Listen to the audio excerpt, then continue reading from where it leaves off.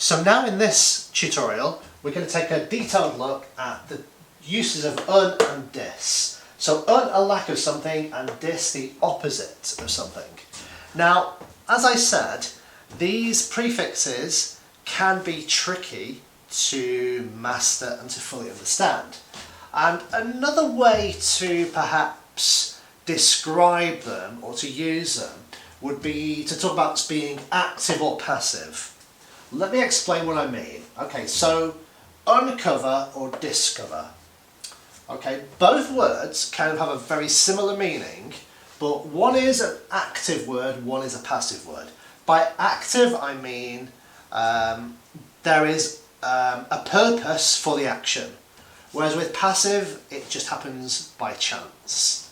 So to uncover, which is an active word, so if there is something that you wish to uncover, perhaps you are an investigator, a journalist, and there's a story, you know there's a story, you have to find the story, you have to go out and investigate, and you have to uncover the facts to find the story.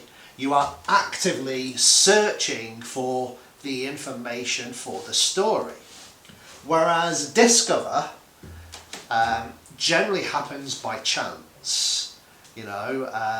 Whereas if you're a journalist and you know there's a story, so you go and investigate to uncover the story. Whereas you might still be a journalist, but you're not aware there's a story. You meet somebody who gives you information, so you discover some information. You weren't actively looking for the information or searching for it. It happened purely by chance. Yeah. So we can look at these words in terms of their active and passive meanings. But now you will see with the next two words, uninterested and disinterested, we can use the same passive and active descriptions, but you'll see that un was an active, now un is a passive. Dis was the passive, now dis is active. So even though we can use this sort of active and passive way of describing the words, there is no rule for us to follow.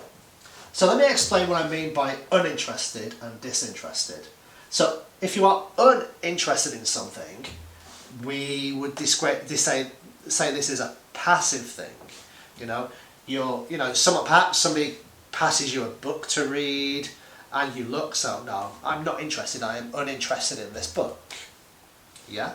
So that's very passive. But to be disinterested in something is to take an active role in not being interested in something. So for example, of being disinterested, I don't know, politics? Yeah, personally, I am very actively disinterested in politics. Yeah, it's not something I'm passive about. I'm not just uninterested. I am actively disinterested in politics, if that makes sense.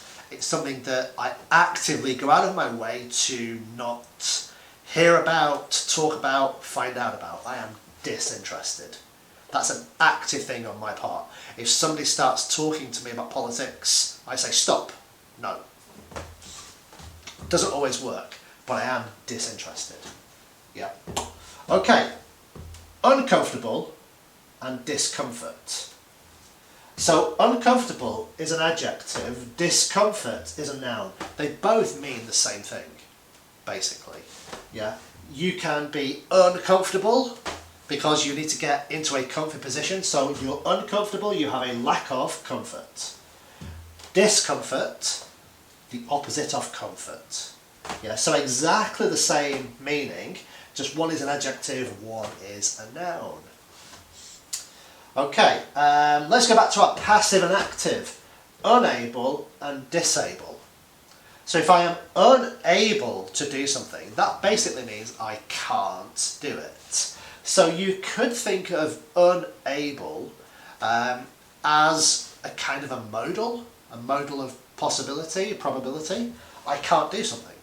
I'm unable to do it. But you can also start to view it as a passive form. I'm unable to do it. Yeah? I'm doing something else, so I'm unable to do what you want me to do. Whereas disable would be an active form.